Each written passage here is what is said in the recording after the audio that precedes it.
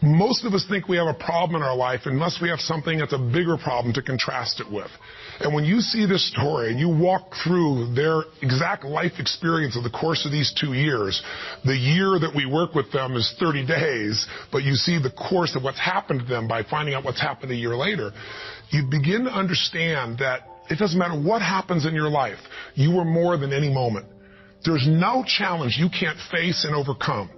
The events of our lives don't control our lives. Our decisions do. And so I figured if we could take a couple that has faced this big a challenge and be able to break through, then you could look whatever's in your life and make it happen. It's kind of like, if I wanted to show you that if you could face your biggest fear, your smaller fears kind of drop aside.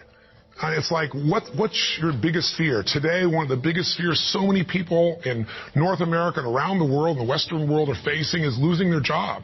It's a horrific possibility. It has impact on your family, your psychology, your emotion, so many things, your choices. But the truth of the matter is, what's a problem? Losing your job is a massive problem until you find yourself in a position where you lose all your savings. What it took you maybe 10 years of working to get. Then what's a problem after losing your savings? That's not a problem anymore when all of a sudden you lose your leg or an arm or something horrific happens to one of your children. That's not a problem when someone tells you all of a sudden that you have terminal cancer. And I've had those moments where somebody says you've got that tumor in your brain and we don't know what it means. Those moments take your other problems and make them disappear. And you know what's interesting? When you ask most people in North America, what's the greatest thing that could ever happen to you? Give them 10 seconds. It's been done over and over again. First 10 seconds, what comes to your mind? What's the best thing that could ever happen in your life? The majority of people in North America say what? Can you guess? Winning the lottery. And many of them say winning a $100 million lottery, $200 million lottery. That's what's going to make their quality of life extraordinary. But when you do the studies, and there have been many done over the last 15 or 20 years on people that win these giant lotteries, what are their lives like 2 years later, 3 years later, 5 years later? Is the quality of their life extraordinary? Rarely, if ever. Because what's happened is they haven't grown. Life gives us these events, these, quote, horrific events, because there's an area of our life that has to grow. If you were to ask me, Tony, out of all the millions of people you've worked with, if someone really wants to feel alive, they want joy, they want happiness, they don't just want money or things or just even respect. They want to feel a sense that life is meaningful and alive. What does it take? I tell you one word: progress. When you're making progress in your life, it doesn't matter where it is, you're going to feel more alive. If you're overweight, but you get yourself today and you say, you know what, I'm stepping into gear. I'm just putting these darn shoes on. I'm not waiting for the perfect, person to come by and coach me. I'll get that too. But right now, I'm just going for a walk, or I'm going to go for a jog, or I'm going to go lift some weights. I'm going to do something right now. And you get yourself into gear and you do that for a few days in a row. Even if you haven't lost the 10, 20, or 30 pounds yet, you're going to start feeling better immediately because you have the power of momentum and you're making progress. Progress equals growth. Growth equals feeling alive. We grow or we die. So what's the worst thing that could ever happen in your life? Same survey, ask the people in North America, 10 seconds to come up with the answer. Number one answer, to become a quadriplegic. That's why I made this show. Because the idea that I could be in a position where I'd be alive, but I couldn't physically feed myself, take care of myself, that I'd be completely immobilized, for most people, that's the scariest thought of all. To them, that's the worst possible fear. So by going through this journey with Frank and Kristen and experiencing their emotions and seeing and feeling that in 30 days they could go from trapped in their home where there's no possibility of a future, no idea of intimacy, no idea of children, to world travelers who are doing things they weren't doing before when he was, quote, supposedly able-bodied, happier and stronger and closer in their love than ever before. And you know it's real, and you see the results a year later as we do the follow-ups, and you haven't seen the follow-ups, be sure to see that and hear about the story of what's happened with them. When you get that experience, it affects you. Because it isn't somebody verbally telling you a story, it's something you kind of went through. So the idea here is, I'm sure you have some other fears outside the one we just came up with. Whatever you're afraid of, the job, the loss of relationship, trust me, it's small. If you'll face a bigger fear, that little fear will start to be handled pretty easily. That's why when all of us go through in our lives extreme stress, we're all going to go through it. You're going to have a home burned down, or something's going to happen to somebody you love, or someone's going to pass before you're prepared for it, which is almost always. Or you're going to find yourself in a financial situation that feels like you can't turn it around. Or you might feel like personal character assassination, or maybe you get mugged, or maybe you get a terminal disease. We all will face multiple times in our life extreme stress. The difference in people's lives is not what we face, it's what we do with what we face. You can take yourself from a place where in the face of absolute total tragedy, you triumph. But it requires making some new decisions, taking some new actions, and mastering a part of yourself that can unleash all of your power and ability as a human being. That human spirit, as corny as it sounds, can be channeled in a very specific way. And if you do, the game of life changes. So I'll give you another example outside Frank and Kristen. A friend of mine who just passed recently, he's always been a deep inspiration to me. His name is Art Berg. And Art's a guy that was a young man, good-looking, strong, athletic. He lived in Utah. And he fell in love with his absolute sweetheart. She was, the most popular girl, the most attractive girl. She met all the criteria of a college boy. And his buddy and he are driving across the state to go to where he's going to get married. And he falls asleep in the back seat while his best friend is driving. And his best friend falls asleep in the middle of the night as they're driving. My friend Art Berg woke up rather intensely on the desert floor with the car upside down, his legs trapped beneath it, and unable to feel anything. He became a quadriplegic in an instant. His friend actually was beat up but actually survived. Now, what do you do in a situation like that? Well, the first thing most people do is they want to curse God or they want to curse their friend. It's not their fault. Most of what happens in our lives is not our fault, but what we do with it is going to determine the quality of our lives. Sometimes it is our fault, let's be honest. But lots of times, events happen. Stuff happens, or whatever word you want to replace stuff with. You know what I'm talking about. But what's different about this man is he made a different set of decisions. On that day, he said to himself, you know what? I got two choices. I can live here in the dirt and live and suffer the rest of my life on what I've lost, or I can figure out how to maximize what I have. He developed this mindset. His mindset was, before the accident, there were about probably 10,000 things I could do. After the accident, he said I could probably do 9,000 things. Before the accident, I was probably not even doing 500 of those things.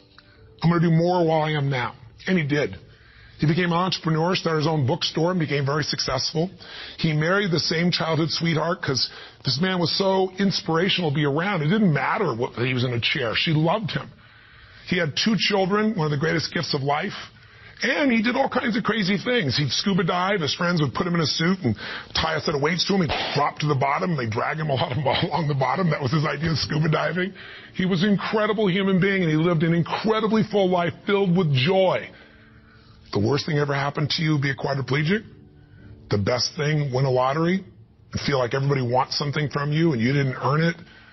And there's no sense of joy and everything's about trying to hang on to what you got. What is the best thing that could happen to you? What is the worst?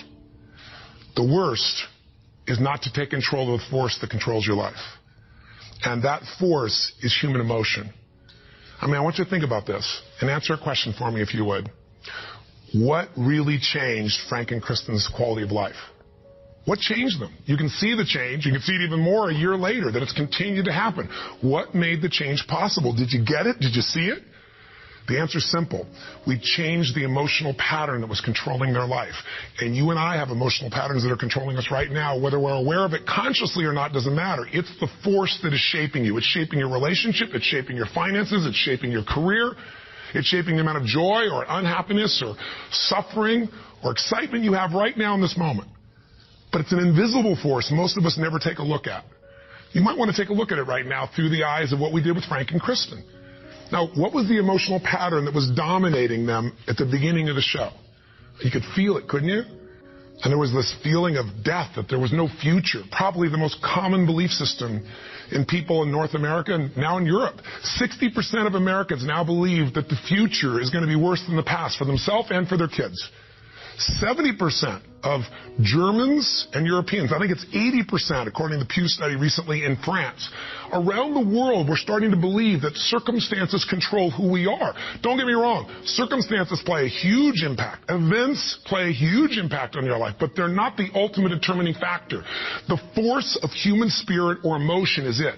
With the right emotion, you can unleash things you could never dream of. And I know you know this is true. So take a look, let's analyze. Where do these two live after the accident? Well, where would you live if you were Kristen? I mean, you've lost your future, supposedly. There's no intimacy. There's no chance of children. You've become the full-time nurse to your husband who you love, but now you're changing his catheter every few hours. You're afraid to leave the house because you're afraid, what if he falls over? He may stop breathing. I mean, there's no life. So she goes from the emotions of feeling depressed for the life she's lost to feeling angry. I call it a crazy eight. We get tired of feeling sad, and then we'll get angry for a while, and then we beat ourselves up for being angry at ourselves or God or our partner, and then we get all depressed again. It's a common pattern. You don't have to have something like their event happen in your life to get stuck in a crazy eight.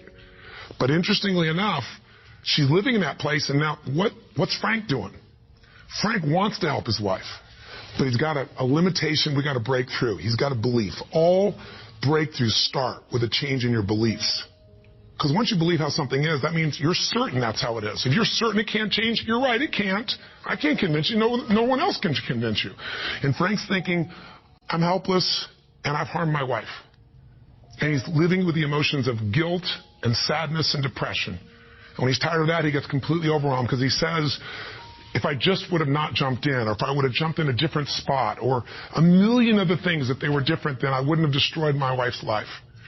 Instead of saying, my wife needs me right now, and I don't give a damn if I'm trapped physically in this chair, my soul, my spirit's going to reach her. That's my assignment, to get him to remember that power. To not only get him to remember it, but to get him to use it and shift his wife. And that's what we did through this process. How? Well, the process really was giving him a series of experiences that would change his entire belief about who he is. I could try to tell him, oh, here's what you can do. Yeah, I'm 6'7", and I obviously have use of all my appendages. Easy for me, right? But if I get him to have some experiences, like I bring him to Fiji, and I show him he can get out of the house, more than get out of the house, become a world traveler, and go through all the challenges that are part of that if you watch our little section of the story behind the story, you'll hear some things that weren't in the show about that, by the way. But I get him to travel to Fiji, and the first thing I got to do with him is I got to get him to experience, not know intellectually, but experience he can make a difference for his wife. He is not helpless. She needs him, and he can transform her. He can take her from crying, sad, out of control, angry, to laughing and giggling and feeling love that fast. It's a beautiful moment in the show if you watch. And all it is something called presence. Something if you're not clear about, do some homework, follow up with us or someone else, figure out how to create that, because that's what changes relationships. Presence. It works. And Frank starts to understand, not verbally, but by his own experience, hey, I don't have to live in that sadness or that feeling of being unworthy or that feeling of being overwhelmed. I can matter. I can matter to her. I don't have to be the person she just takes care of. It was a huge shift in the experience. And I'm giving you Frank's example because it relates to yours. Maybe you have different emotions, but then we all get to points where we feel like we don't matter or we can't change something. We're stuck, and it's our belief. Great way to break that belief. Get yourself another experience. That's what I do with people in seminars. That's what I do in any coaching process. Change it. What do we do after that? We take him through the experience of facing his fears, and we get him to do the skydive together with his lady. And he feels total freedom for the first time since the accident. You get freedom when you face your fear. Not just face it, but you push through it. I get him to face separation from his lady for 10 days. Get him to be in a room with Olympic athletes who couldn't move across the room. He couldn't move across the room, but now they're incredible, and he feels like he's not enough, and he has to push through that. Show him how to get back his dream, drive his truck, get in that thing and drive 100 miles an hour, even though all you got is your elbows to drive the darn thing, and I'm on the other seat. Pretty cool thing. So it was a stacking of these experiences that got Frank to own himself in a new way, to build a new identity, a new set of emotional patterns. So here are the steps, and this is what you want to do. What did I do with him? I did 4 things. That's all I really did at its core. Number 1, for both of them, for Frank and Kristen to transform, I identified where do they live emotionally. That's what you got to do. Where do they live emotionally? Well, we just decided. We just described where they live. Depression, anger on one side, feeling guilty, feeling overwhelmed, feeling sad on the other. There's no way they can change their life with that as the emotional fuel to get you to take action. You're not going to take action. There's not enough intensity to get you to get through the obstacles or the tragedies or the challenges. Once you see what the pattern is and you tell yourself the truth, this is where I'm living, step 2 I did with them, is I identified what's the antidote. So if fear is what's controlling things right now, we need an antidote called courage. Now, courage doesn't mean that you're not scared. Courage just simply means that you're scared to death, but you do it anyway. It's an emotional muscle. It doesn't feel good. You just exercise it. That's what courage is. I mean, everybody you know has different emotional patterns. And it may be hard to see it in yourself, but I bet you know it in other people. I mean, come on. Don't you know somebody who lives every day and they're angry all the time, or they're pissed off, or they're frustrated, or they're worried all the time? I mean, haven't you met people at different times who, don't you know somebody that's always kind of playful or crazy or cracking jokes? Better yet, do you know somebody who's not really funny, but they think they are? You know? And they tell a stupid joke and everything else. It's not even funny, but they crack themselves up so much that you find yourself cracking up, right? I mean, people have patterns. The question is, what's yours? See, if you can identify the patterns in other people, you can start to see them in yourself as well. And you know what we all do? We all find a way to try to get what I call home. Home is, I noticed after 9/11, I'm with 2,000 plus people from, I think it was 45 countries. I was in Hawaii. The accidents happened, the tragedy happened, you know, the attacks happened, and we got the information at 3 o'clock in the morning in Hawaii, and we had, you know, 100 plus people, 200 people that were from New York, many of which, you know, worked and had offices and friends in the towers, and all their friends died, or their whole company disappeared. And I had to bring these people in from all these countries with different religions, different backgrounds, different belief systems. Some people were celebrating. Other people were crying and saying it was the end times. It was unbelievable. I noticed all this emotion around me. And the biggest thing to put them all together is I had to say, what's really going on here? And I noticed angry people got angry. Sad people got sad. Guilty people, a nurse, she was guilty. She wasn't there helping people, but she's always guilty. The angry lady's always angry. We all have a home. Many of the people didn't live in the United States, didn't know anyone in New York City, and they were yet angry, guilty, or sad. Why? They weren't angry, guilty, or sad about the 3,000 people a day that die of cancer and heart disease. They're all mothers, fathers, children. I pointed out that day. You can't be convenient with your compassion, and yet most of us are. We're unaware that we use events as a trigger to get home, back to the patterns we know, even if it's uncomfortable. So if you identify where you live, emotionally, the patterns that are limiting you, the second piece is find the antidote. Courage can replace fear. If you're feeling this unbelievable feeling of overwhelm, you need love or support. And not just go get it, go give it. See, finding that antidote starts to change the game. And then after you identify it, you find the antidote. Number 3 is you got to practice that emotion. I know that sounds weird. I'll explain what I mean in a moment. But you got to do that emotion enough consciously that you can go from frustrated or depressed to determined. And you know how to shift that gear, and it's not fake, it's not some pump up, it's real. And it changes your life when you can do that like that. And it's a biochemical change. It's not some I'm happy, positive thinking BS. That's not what I teach. I'm not here to tell you go to your garden and chant there's no weeds. I'm here to say there's the weed, go pull it out. But you're not going to pull it out without determination, without passion, without commitment. Am I making sense? So if you know the pattern, if you find the antidote, if you practice it enough, and then the final step, you condition it. You practice enough that you can just automatically go into it. That's when your life changes. So what are you going to do as your assignment for this week? To take this little 10-minute, rant I'm giving you and convert it into a massive, measurable increase in the quality of your life. I can't do that for you. You can do it for yourself if you do what I tell you. Here's what you're going to do. Step 1, and this will be on the web as well. Step 1, you got to identify where you live. So where do you live? Where do you live emotionally? You personally, just like we did with Frank and Kristen. There are thousands of emotions. There's 4,000 words in the English language, I should say, for different individual emotions. I did the research on it years ago. I'm going to have you take out a piece of paper, pen, take out your notebook, computer, get a page. On one side, one column, write all the emotions that you experience at least once a week that empower you in some way. Love, passion, excitement, creativity, whatever it is. Peace, determination, I don't know. What are yours? I want you to write the emotions, though, you don't experience once in a while. The ones you experience at least once a week in a powerful way and really feel it. Not an emotion you feel once every blue moon. On the other side of that page, or if you do it on our little application or wherever we put it here, the other side I want you to write all the negative emotions, or to be more fair, all emotions can be positive if you use them, all the disempowering emotions. the ones that tend to put you in a state where you don't follow through. And I want you on that side to write all of them and do it simultaneously. Just keep making your list. What are the emotions I go into that mess me up, like feeling frustrated or overwhelmed or lost or alone or depressed or pissed off and rageful, whatever it is you go. And again, not emotions you experience once in a while, the ones you experience at least once a week. So make a list of all the emotions you experience at least once a week, ones that empower you, ones that disempower you, on the list. That's step one. That's identifying where you live.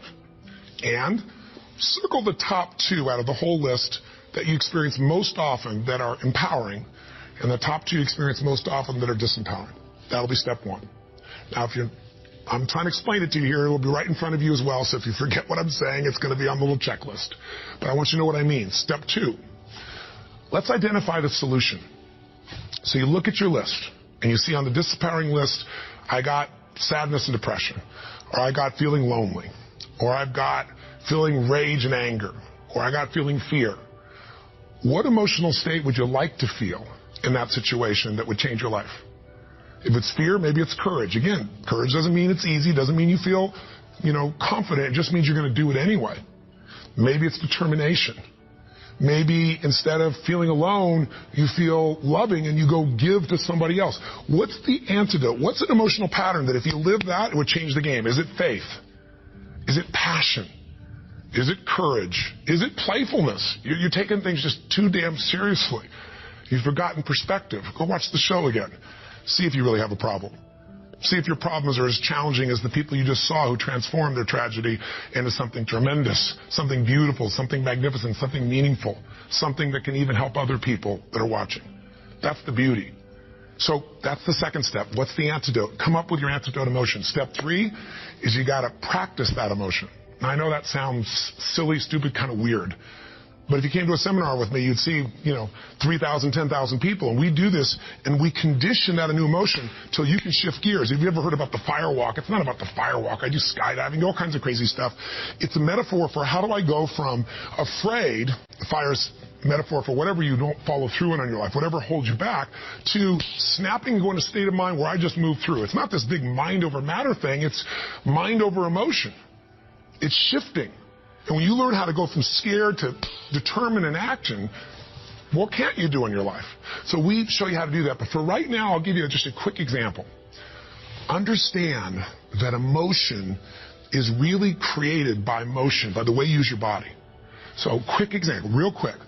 Imagine a time when you know someone who's depressed or you were depressed. If you ever felt that way, I'm sure you have at some time. And think about what you do with your body. When somebody's depressed, do they get all excited, talk faster, gesture? No. Everything kind of slows down, doesn't it?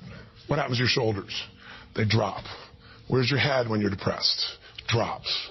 Where's your breathing? Full or shallow? It becomes shallow. You talk loud and fast or slow and quiet? Slow and quiet. More hesitant. Now, emotion is created by motion. You can try and think yourself and I'm happy. But if you go, I'm happy, and your body's like this, nothing's going to change. We can change our biochemistry by eating, by taking a drug, by smoking a cigarette, because then you take a different breath. You eat food you like, you fill up your tummy, and you start to breathe nice. Your whole mental, emotional state changes, doesn't it? So what I'm saying is you don't need the cigarette. You don't actually need the food. You can just physically learn to say, this is what I do when I'm depressed. This is what I do when I'm most determined. There's this gesture I made. I remember one time when I was a kid, or one time I got pissed off and what did I do? I made a gesture. I stood taller. I looked the person in the eye. I spoke with more authority. Now, my idea of passion and determination may be a little over the top for you, and I get it. I'm a crazy mofo, and I'm a passionate human being. But you can do your version. What do you do when you're really feeling something like determined? What do you do when you are passionate? With your face, with your voice, with your body. Just practice and make a contrast. Here's what I do when I'm sad. Here's what I do when I feel loved. Here's what I do when I'm worried. Here's what I do when I'm determined. That's what I mean by practice.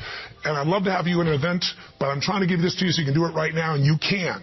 And maybe this would be helpful to do with friends so they can give you feedback and say, here's what you do. I see you do this when you're really strong. I see you do that when you're kind of weak. That's the third step. Practice. Now, what's the assignment? Figure out your emotions. Where do you live? Positive, negative. What are the big primary antidotes? What emotions do you need? practice the emotions you need so you can go into them a few times. Sounds a little weird, but if you do it, you'll see it's actually quite fun. Feels powerful. Maybe do it with a friend. That's the easy way to do it. And condition it. And that means take the next 3 days, do this 3 times. Figure out the difference and shift from not sure, worried to determined. From overwhelmed, I don't know what to do, to focused. And you just deliberately, physically make the change from one to the other. 3 times for 3 days. If you're bold, do it for 7. But if you do this 3 or 4 times a day for 3 to 7 days, you'll start to get a pattern in your body. And the pattern in your body, a new pattern, means a new life. Our life's a reflection of our emotional patterns. If you live in sadness and depression, you could have $1 billion and your life is called sad and depressed. If you're living feeling grateful, feeling alive, feeling passionate, your life is filled with gratitude and passion. Doesn't matter what's happening anywhere else. And you can face any challenge from those emotions and you can overcome. Does this make sense? This is how you can take what you watched in that show and convert it into some actions that'll change you. Very simple approach. Or come see me or get some coaching. I've got all kinds of resources. But this is something you can do right now. You don't need anybody else to make happen. You just need a little ability to take action. Make sense? And if you haven't seen the show, for God's sakes, go on Hulu and watch the show, or all this will just sound like a bunch of words. If you've had the experience, you know what I'm talking about, and you've witnessed it, it'll be real in you right now, and you'll get a sense of what you can do to move forward. And if you can't find it on Hulu, once again, send us a little email, and we'll make sure we find a way for you to be able to observe or experience the show directly. And last thing I'll say to you is the best way to keep something in your body is share it with somebody else. The whole philosophy of my life has been, if your life's going to be meaningful, you can't just be about me, you got to be about we. So if you can, if you feel like it, if your spirit's touched by this, help us pay it forward. Share this with your friends. You can share the clip of our show. You can share this little section. We got all kinds of ways. Just take the clip and send it. And we even have a way you can push a button and once again and send it virally to everybody. Everybody who's on your email list. We'd love it if that works for you. If you don't, we're totally respectful of that. But in the end, I can promise you one thing. If you will do this, if you'll discover your current emotional pattern and you'll change it through a little bit of practice over and over again, you will change the quality of your life no matter what you're facing. Make sense? Thanks for taking the time. I hope this was close to 10 minutes. I went a little crazy, but it's really just designed to try to really serve you. So until I see you again, hopefully next week, live strong and live with passion. God bless.